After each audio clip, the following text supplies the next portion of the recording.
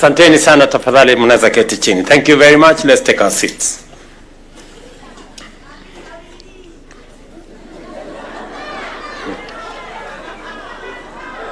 Waheshimiwa viongozi wote na ndugu wananchi wa Kajiado, hamjambo.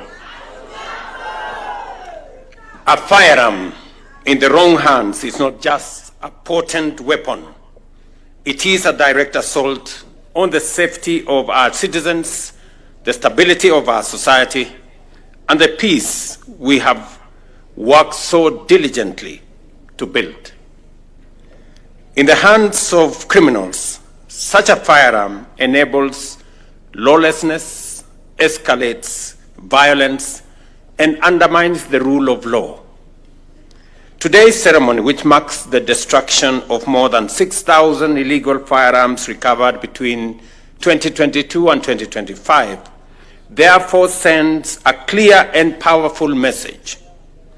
We will not allow violence to take root in our communities, and we remain firmly committed to disarming those who threaten our peace and to strengthen the safety and security of every citizen. I am encouraged to note that a majority of the firearms being destroyed today were voluntarily surrendered by the public, who responded positively to our amnesty programs and community disarmament campaigns.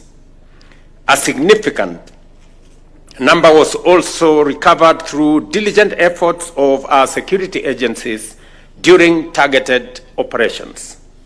I commend both our security agencies and responsible citizens and communities, including religious and community leaders, whose civic mindedness and patriotism have made this national milestone possible. Because of their efforts, our families, communities, and the nation is safe. The government's commitment to safeguarding the lives of Kenyans, as enshrined in our Constitution, continues to guide our actions in combating the proliferation of illicit arms. This engagement is further demonstrated by our engagement with regional, continental, and global partners through diplomatic and security frameworks. Our efforts to recover illicit small arms and light weapons are aligned with the African Union's Silencing of the Guns by 2030 initiative, led by the Regional Center on Small Arms and Light Weapons. While this target remains work in progress, I am proud to affirm that Kenya has made commendable strides towards that vision. The fact that many Kenyans have voluntarily surrendered illegal firearms is a strong indication that our peace and security strategy is working.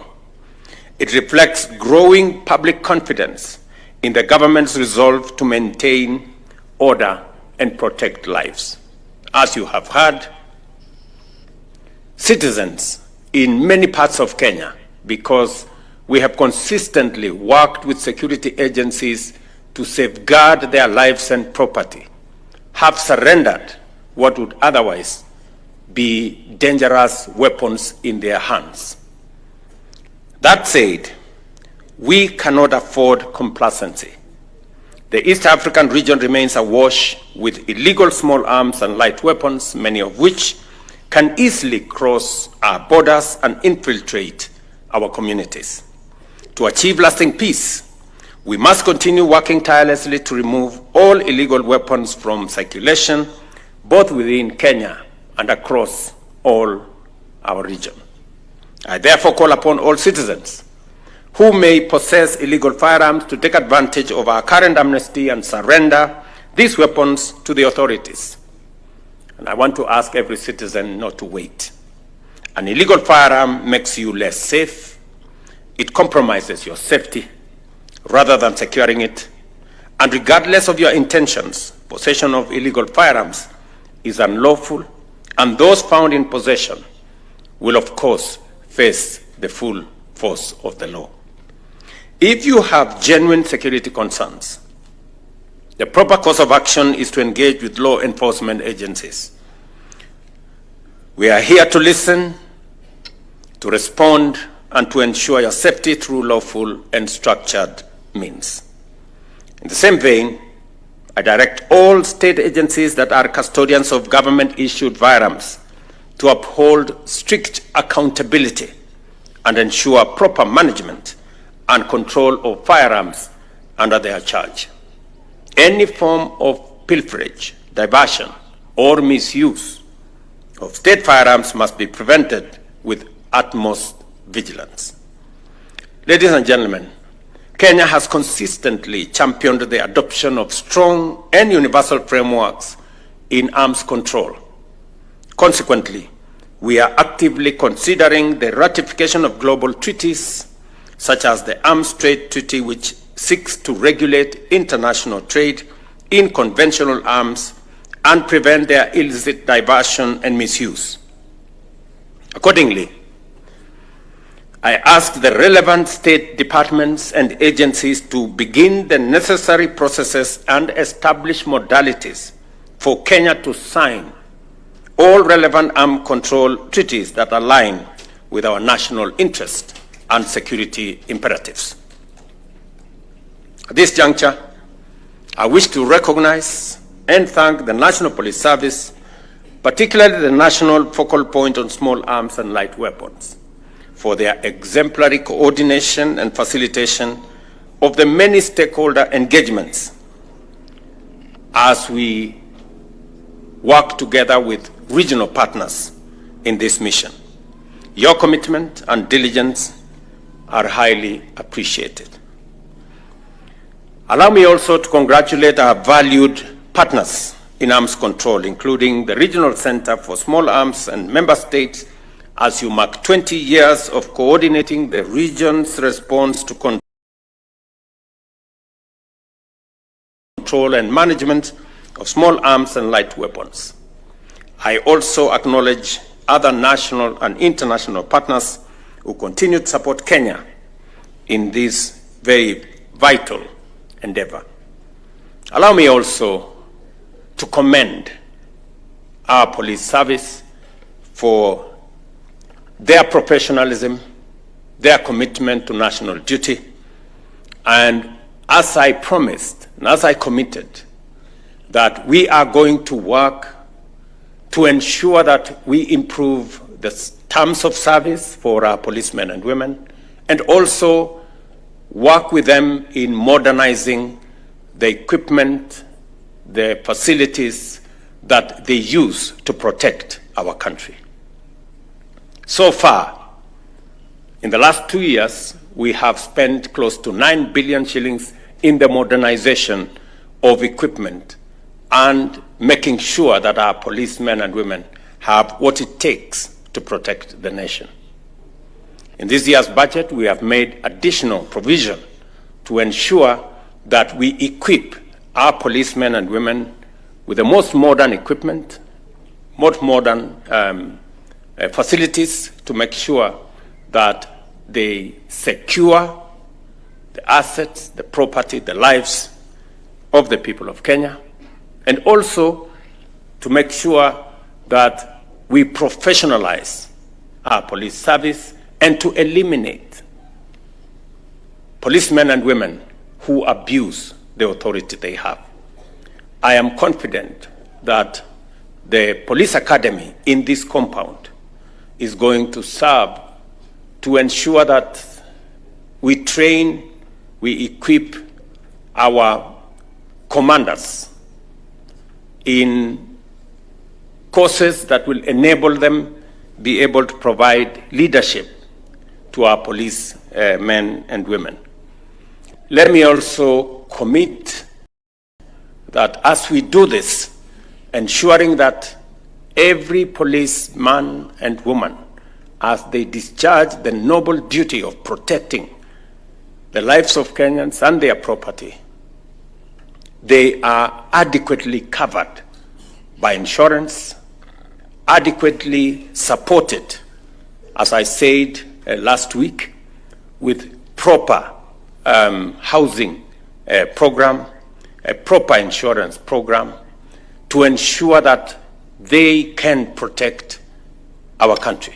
Because any meaningful development is anchored on peace, security, and stability. And that we must work together to make sure that it becomes part of our architecture. We will, as has been said by the security minister here, equally protect citizens from rogue police officers and make sure that we hold them to account so that we can have a nation that is based on the rule of law, where everybody is serving under the rule of law. Let me also say to the people of Kajiado, asanteni sana kwa kutukaribisha leo Kajiado. Tumeshukuru sana. Na vile gavana wetu alivyosema, tumefika hapa leo, vile gavana wetu alivyosema, niko na mpango ya kutembelea kaunti yetu ya Kajiado, ndio tuweze kupangana na mambo ya maendeleo ya sehemu hii. Mimi nataka niwahakikishie kwamba mambo ya maji, kwa mfano, tumemaliza Northern Collector Tunnel. Sasa maji itaongezeka, mji wetu wa Ngong, mji wa Kiserian, mji wa Rongai. Vile vile tumekubaliana ya kwamba wakati tunapanga mambo ya maendeleo ya taifa letu la Kenya, hii Kajiado haiwezi kubaki nyuma. Vile muliona ya kwamba tuko na mpango ya program ya housing ili kuondoa wananchi wetu katika vitongoji duni.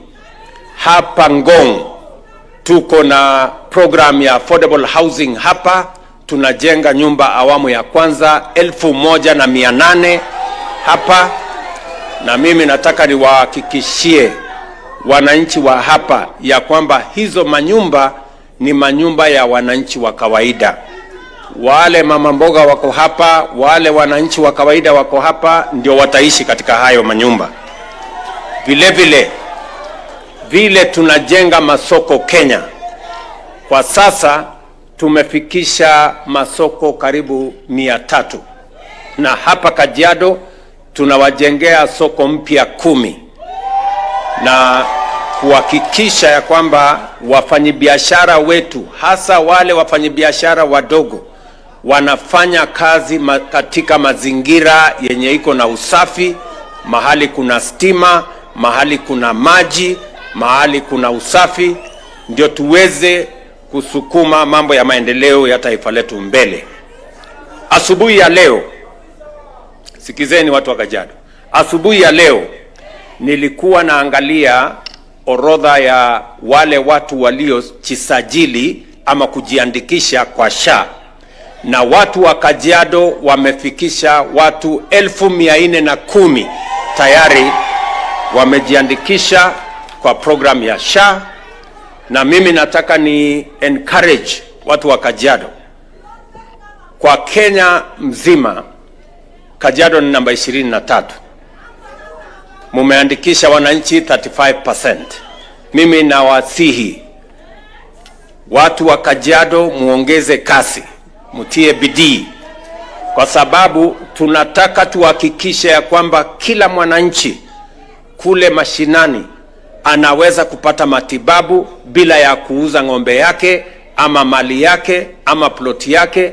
Tuweze kulipa kupitia kwa bima ya afya inayosimamiwa na serikali ya SHA.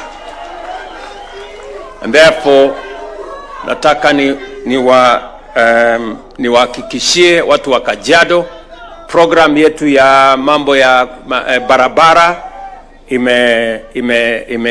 imeanza kwa kasi, na kazi zile zingine zote tunasukuma pamoja na viongozi wenu.